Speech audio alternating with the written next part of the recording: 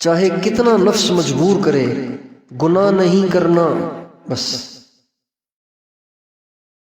بد نظری نہیں کرنی، فضول گفتگو نہیں کرنی، گپیں نہیں لگانی، جھوٹ نہیں بولنا، غیبت نہیں کرنی، کسی کا مذاق نہیں اڑانا، کسی کا دل نہیں دکھانا، اپنے لہجے کو نرم رکھنا ہے۔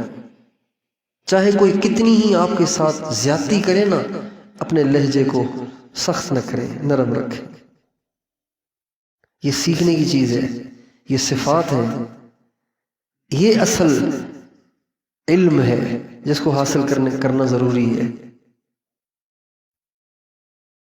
ہمیں اگر کوئی گالی دے دے نا، یہ جو بچے بیٹھے ہوئے ہیں ان میں سے کوئی کسی کو گالی دے دے نا تو ایک کرسی اٹھا کے اس کو مار دیں گے،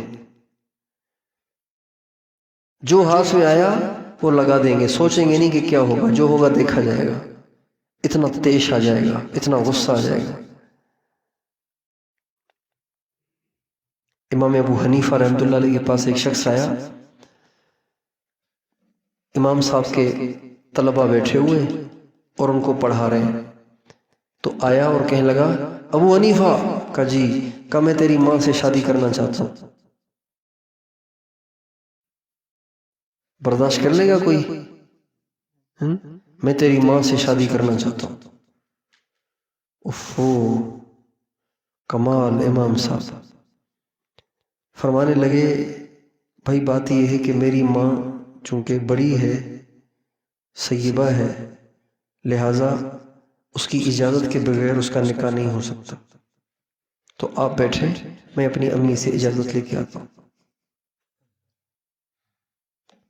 تو امام صاحب سبق چھوڑ کے اپنی امی کے پاس چلے گئے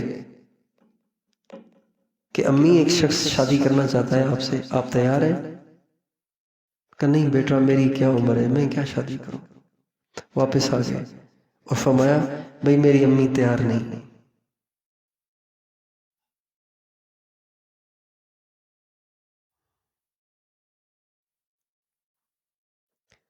ایک شخص آیا، امام صاحب رات کو نہیں سوتے تھے، رات کو ساری رات عبادت کرتے تھے، ساری رات نہیں سوتے تھے، دن کو سوتے تھے وہ بھی تھوڑی دیر، دوپہر کا کھانا کھا کے تھوڑی دیر لیٹ جاتے تھے، کیلولا کرتے تھے سنت سمجھ کے۔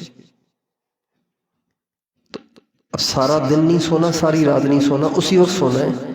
امام صاحب جا کے لیٹے تو ایک شخص نے آ کے دروازہ بجایا، دھما دھم، ٹھا ٹھا۔ امام صاحب نکلے، پتہ نہیں کون سی ایمرجنسی ہو گئی، پتہ نہیں کیا ہو گیا، باہر نکلے۔ اس شخص نے کہا جی مجھے آپ سے ایک مسئلہ پوچھنا ہے۔ تو فرمایا پوچھو۔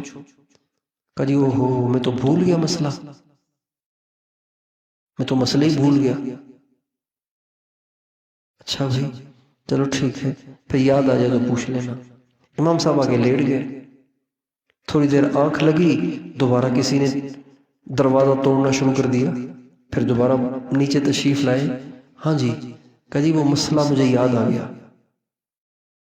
کہاں پوچھو؟ کہ اوہو میں تو پھر بھول گیا۔ کہا اچھا ٹھیک ہے، جب یاد آ جائے پھر پوچھ لینا۔ یہ کہہ کے دوبارہ گھر آ گئے، پھر آ کے لیٹے، تھوڑی سی آنکھ لگی ہی تھی کہ اس نے دوبارہ دروازہ توڑنا شروع کر دیا۔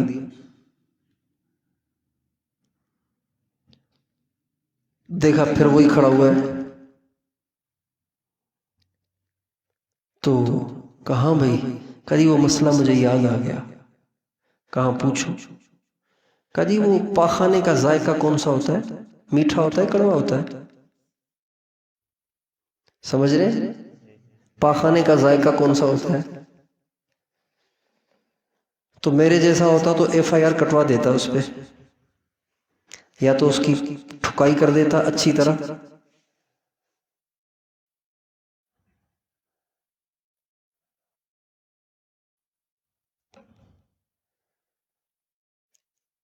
اور نہیں تو کم از کم اتنا تو کہتا بدماش کہیں کہ میں نے کوئی پاخانہ کھایا ہوا ہے کہ تم مجھ سے پوچھنے آیا کہ کیا ذائقہ ہوتا ہے؟ تو فرمانے لگے اگر تازہ ہو، امام صاحب فرما رہے ہیں اگر تازہ ہو تو میٹھا ہوتا ہے، خشک ہو تو کڑوا ہوتا ہے۔ اس نے کہا جی دلیل دیں، دلیل دیں، اس کی کیا دلیل ہے؟ تو فرمایا جب تازہ ہوتا ہے تو مکھی بیٹھتی ہے، اس کا مطلب ہے میٹھا ہے۔ جب کڑوا ہوتا ہے تو مکھی نہیں بیٹھتی، اس کا مطلب ہے کڑوا ہو گیا۔ جب خشک ہو جاتا ہے تو اس کا مطلب ہے مکھی نہیں بیٹھتی، اس کا مطلب ہے کڑوا ہو گیا۔ اس نے کہا جی مجھے معاف کر دیں، میں نے سنا تھا کہ ابو بکر ابو حنیفہ بڑے صبر والا ہے، تو میں نے کہا میں بھی دیکھوں کتنا صبر کرتا ہے، آپ مجھے معاف کر دیں۔ میں نے دیکھ لیا کہ ابو حنیفہ واقعی بڑا صبر والا ہے۔